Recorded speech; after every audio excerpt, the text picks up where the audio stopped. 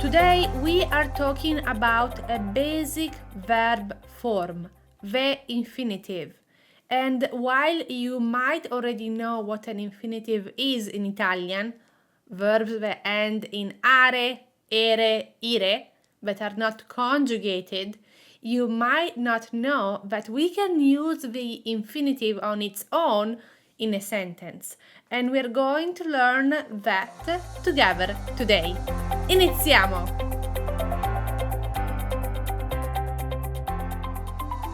Ciao, sono Margherita, your host of Italian Grammar Made Easy, and the goal of this podcast is really to simplify the Italian language. Download this episode guide at italianmatters.com/42. 42. There are 7 main instances that you need to know where the infinitive can be used on its own. 1. When something is prohibited. For example, non entrare. Do not enter.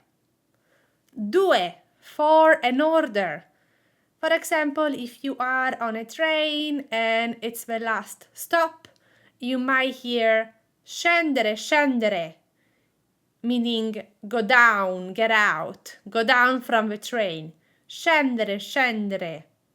3. For a doubt. For example, che fare in questa situazione?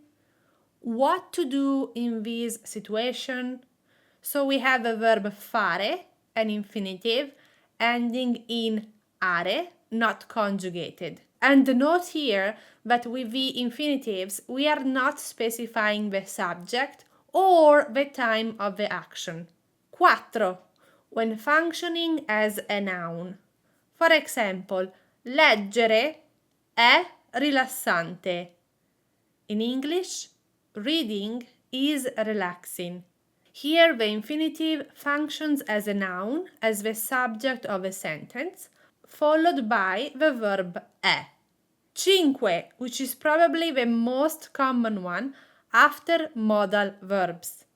Modal verbs in Italian are volere, to want, potere, to be able to, dovere, to have to. Voglio andare in vacanza. I want to go on vacation. Here the modal verb volere is conjugated, voglio, and then it's followed by an infinitive, andare, to go. Or we can also say, posso uscire? Can I go out?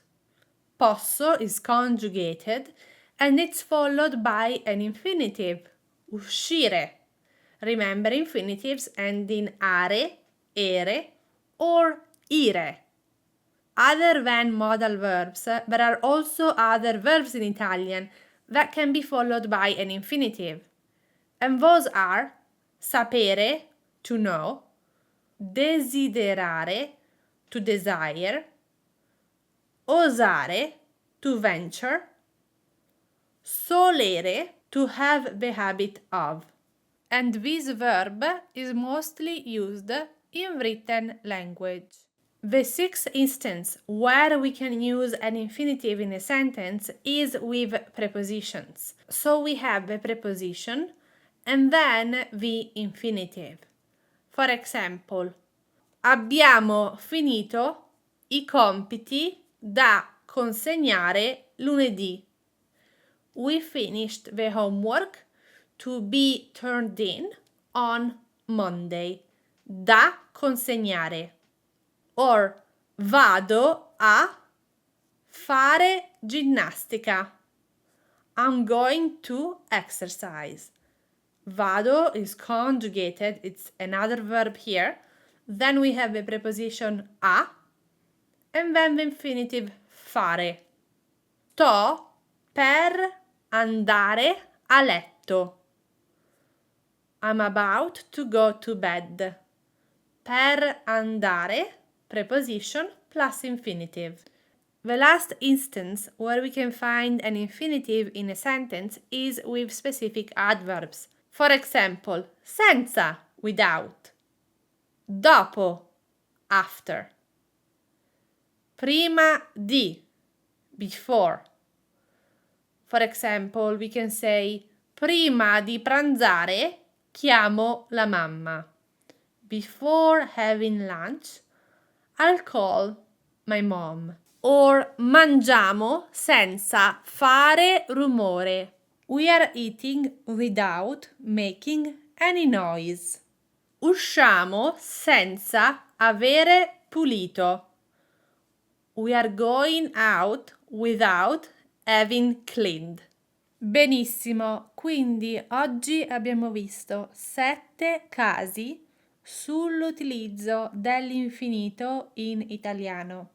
Today we have seen 7 instances about the use of the infinitive in Italian. 1 for prohibition, 2 for an order, 3 for a doubt, 4 when functioning as a noun, 5 after modal verbs, 6 after prepositions, and 7 after specific adverbs. If this episode was helpful, don't forget to rate and review so that we can help more and more Italian learners understand Italian grammar in an easy, simplified way. Grazie mille di essere stata qui con me oggi. Thank you for spending some time with me today learning Italian. Ci sentiamo di nuovo settimana prossima. We'll talk again next week. Ciao!